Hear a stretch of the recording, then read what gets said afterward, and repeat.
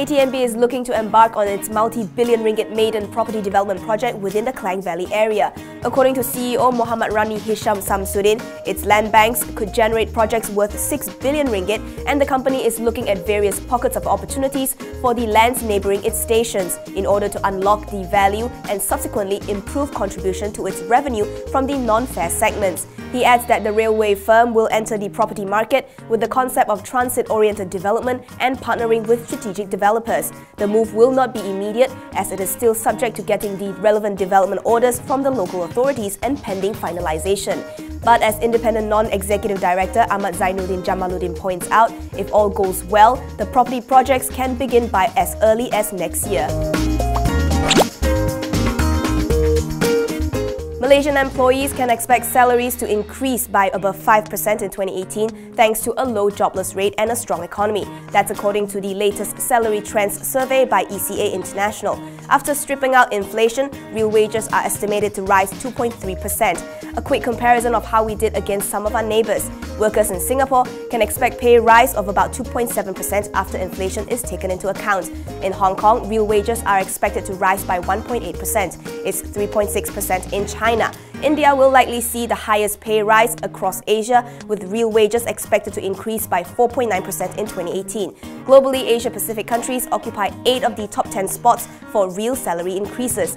India being one of them, obviously, followed by Indonesia, Vietnam, Thailand, China, Bangladesh, Pakistan and Cambodia. Malaysia is number 20.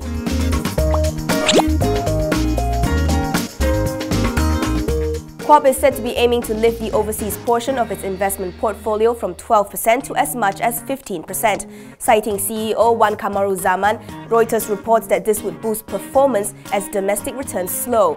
Based on Reuters' calculation, with 125 billion ringgit worth of assets under management, a 3 percentage point increase means a shift of 900 million USD into foreign deals. Although KTMB received board approval in 2013 to invest up to 19% of assets abroad, a 23% dive in the ringgit in 2015 saw the government urge funds to repatriate capital and limit foreign exposure. But as domestic investments increase, the CI continued a decline which started in 2014. The index is up 6% in 2017, but is still one of the region's worst performers. Wan Kamaruzaman told Reuters, this is why returns on many domestic investments are lower than global investments, even though the ringgit is weaker than 3 years ago.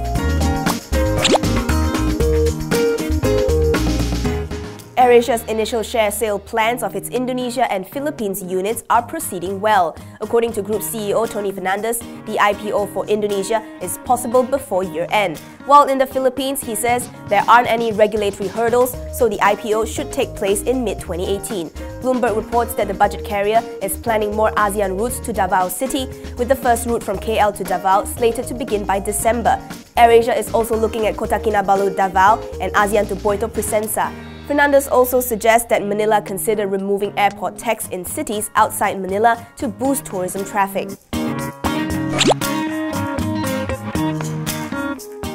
Apex Healthcare saw net profit jump almost 30% in its third quarter thanks to stronger contribution from its consumer products division and pharmaceutical sales in Malaysia and Singapore's public sector. Net profit climbed to 11.27 million ringgit from 8.74 million ringgit, while revenue grew 10.3% to 157.73 million ringgit from close to 143 million ringgit. During the quarter, the group's pharmaceutical manufacturing operations secured certification for compliance with European Union Good Manufacturing Practice, opening future growth opportunities.